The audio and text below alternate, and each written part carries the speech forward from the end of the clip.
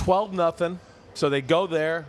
Darnold misses an easy third down out route to Cooper Kupp, where we all were kind of like, if he hit that, that feels like they would have scored. It would have been checkmate. Either way, they kick the ball after 12-0. Drake Maye gets strip sacked by Derek Hall. The Seattle defense shows up once again, short field, and then came that A.J. Bardner touchdown. But we all sat there at 19-0, and I think looked at each other and went, that's about all she wrote. I would be shocked. And you see here, again, just the harassment. Not only the timely blitzes we all talked about that were genius in the first half, but here's one where it's just four guys going, go get the QB.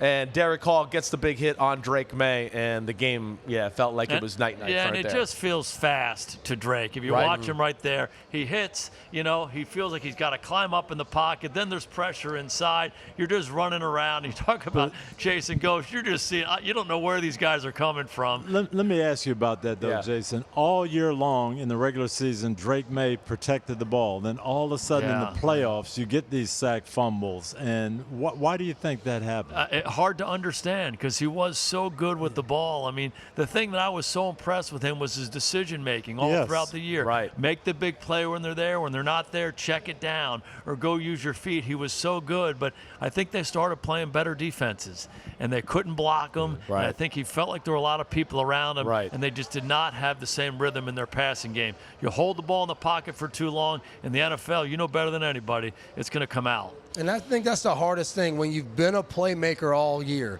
You've been able to do these certain things, and now you get in these games against better teams. You're searching to find a way. Some of those sack fumbles he's had late in the season, he's been stepping up, one hand on the ball. When we're all watching and we're like, hey, it's not really there. Where is he trying to go? And it's because he's like, I got to make a play. This team needs me to make a play. So that's a good job out of defense of saying, hey, everyone keeps talking about how calm and collective he is. We got to force that out of him, and we saw that in the playoffs. They never felt like they made Seattle really uncomfortable on the defensive side of the ball, right? And because Seattle never had to leave the two-safety look for the most part, they just were content with keeping things in front of them, doing that.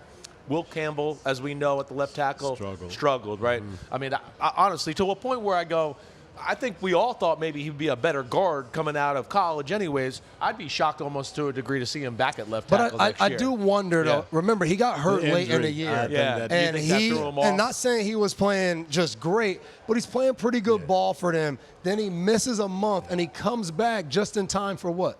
Comes back just in time for the playoffs to play these really Chargers good and the Texans. edge rushers that he had to deal with. So they got to check and see, hey, was this guy fully healthy? High ankle sprain is tough for a tackle. So maybe he does end up becoming a guard, but until they find a left tackle, they better make sure they keep him there. I had a point in the game where I honestly did feel bad for Drake Maye a little bit, right? Just as far as you could kind of see a look on his face. I think there was a realization of a little bit like, man, I'm going to get blamed here for this Super Bowl. People aren't going to give us the credit we deserve, right? It felt like, to me, more than anything, and you guys, if I'm wrong, please get on me.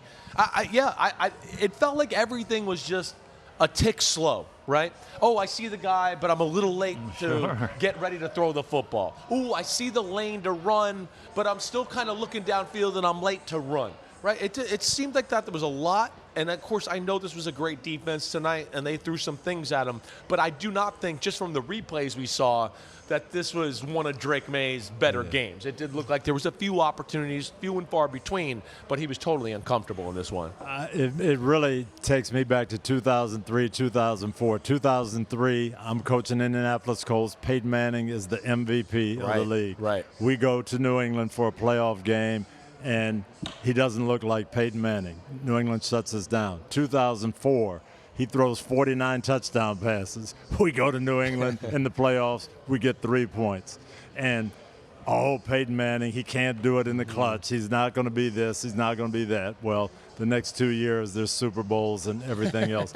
Drake Maye is going to be all right. He's going to learn from this. And every young quarterback goes through this, Jason. There's no doubt. And the best quarterbacks play with decisiveness. and the veteran quarterbacks, your teammate for years, Tom Brady, I mean, he knew exactly what he wanted to do on every play. Toward the end of his career, he was like a computer. Boom, they're coming, balls out here, balls out there. That's what they get to. And we saw a lot of that from Drake this year. But there's a learning curve. This is year 2. Yeah, it's amazing. Let's for not this forget guy. that. Right. And I think some of that stuff, when you're not seeing it clearly, or the defense is playing fast, or maybe there's some things you can't count on, I think that chips away at your decisiveness and your confidence. And I think we've seen that here the last month, and that's when you start holding the ball. Right. And that's when you're a little bit late to exactly. things. That's what I was trying to say.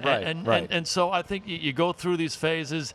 Hey, I am all in on this kid as a quarterback. I'm with you, too. I'm not backing off. Yeah, they got one for the next 15 years in New England, and he'll learn a lot from this day. We get to 19-0. All of a sudden now Drake Maye makes a few throws. He hits the in cut. He hits Mac Hollins. It's touchdown. Yep. The defense gets a stop. You're yelling in the green room. Here come the Patriots. Here we go. It's 19-7. 28-3. Yeah, right. I might have reminded y'all that. Now, before I get to the point I wanted to get to here, first off, 19-7. Was shocked Mike Vrabel kicked the extra point. Yeah. Right? With the game, the way Seattle was controlling it, you were going, you might only get the ball 3 more times. Yeah, 12 minutes to go. Right, 12 minutes to go. So they don't do it. They get a stop, though, regardless. They get the ball. Then Drake Maye throws the interception down the middle, where it felt like he was like, hey, I hit that in-cut in a tight window before.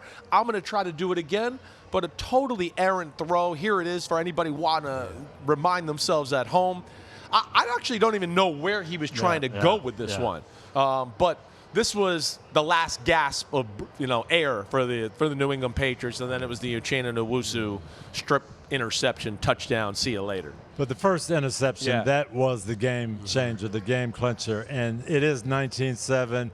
You are going to have to score twice, but man, that throw just was not advisable right there. Yeah, the number of times I've told quarterbacks, hey, there's no such thing as a 21-point touchdown, right, or a 14-point touchdown. Right. What we need to do is it takes us all the rest of the game, and we go down and use it to score 1 touchdown, and we lose by 6. Hey, we lose by 6. But the worst thing you can do in those situations is start forcing things, throwing the ball up, especially against these kind of defenses. That's right. They're so darn good, they're going to make you pay, and that's what he did, and he will learn that lesson. Yeah, on the interception, it was the old, what you want to call it, NCAA play. The post over the top. When I saw the replay, and if we could show it again, guys, back at home in the studio, it looked. I honestly thought he got confused about which guy was going which way. Yeah. Right. Like he almost thought the guy he was throwing to was supposed to run the in cut, and the other guy was supposed to run the post route. Look, I mean, you tell me. I don't know. Just the way the ball came out of his hands, it looked like he threw it like that guy was going to run the in cut. I really don't know. And he still would have missed him. He still would have missed him too. He was completely rattled at this point, and then there was Devin Witherspoon with another one of his timely blitzes.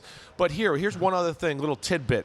After the game, Drake Maye said he had a pain injection into his shoulder right before the Super Bowl. So there was obviously that issue, right? And that goes back to a little something I told you guys in pregame. I thought he was really careful throwing the ball. I said to you, I said, warm-ups? Pregame warm-ups. I mean, it was like he didn't want to really let it go. Everything was calm and relaxed. He threw the ball well, don't get me wrong, but I kept going, like, hey, we got to move and start showing some urgency here. Like, they're going to be after you here in a few minutes, right? Yeah. So maybe there was a little bit of a lingering effect from his injuries and getting beat up this year. And I think it's always a good thing when your quarterback's a leader and he does all those things.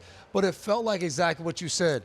The pressure, the way he moved, it just felt a little off. And I think that trickled throughout the whole team. There were certain plays that looked like the defense didn't tackle too well. They were moving a little too fast at different moments. It just felt like everything was a little off. And I think that happens sometimes. I remember 2017, we beat the Jaguars, and now we're in practice, and Brady's thumb gets hit. We could have dropped a pin on a turf when he got the gash in his hand and all that, right? Everyone, we're on defense and we're doing our walkthrough, and we see the trainer, he's running full speed, and the rest of our practice was dead silent because we were like, wait, whoa, if he can't go and he's not ready, what are the rest of us supposed to do? No doubt. And it felt like that a little bit with New England today. Drake never got going, and the whole team kind of was like, man, if he can't get going, what are we supposed to do next? Hi, it's Mike Florio. Thanks for watching PFT on YouTube. Hit subscribe for the latest news and analysis from Pro Football Talk.